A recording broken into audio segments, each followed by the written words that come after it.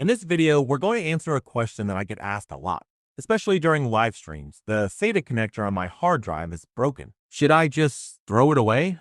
No, there's no need to throw it away. You can buy replacement connectors online and change the interface of your hard drive.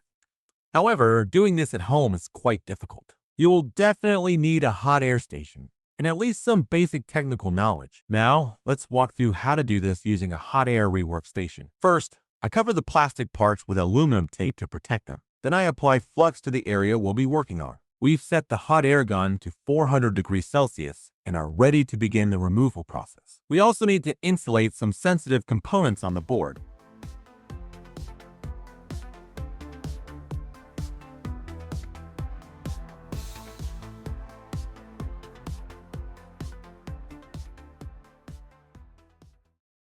So I'm applying tape to keep tiny parts from moving or falling off during the process. Next, we refresh the solder joints.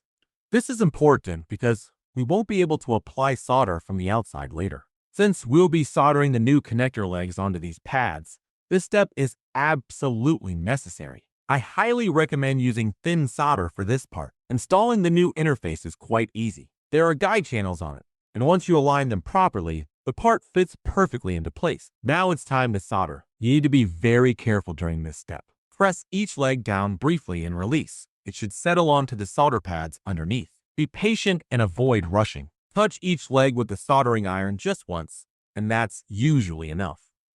After that, I'll inspect everything closely under a magnifying glass.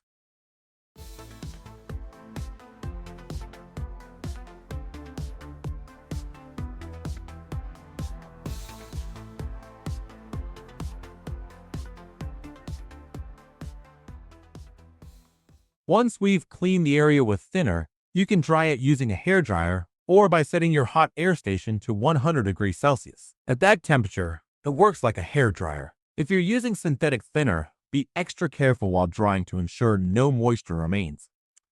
After cleaning and drying, check all the pins under magnification to make sure there are no short circuits. Once you're confident everything's fine, you can attach the connector to the hard drive. I also like to give the interface a final wipe. Now, the hard drive is connected, and as you can see, it has two partitions, local disk E and local disk D. That means the hard drive is working. And with that, we've reached the end of another video that I believe was helpful. Thanks for watching.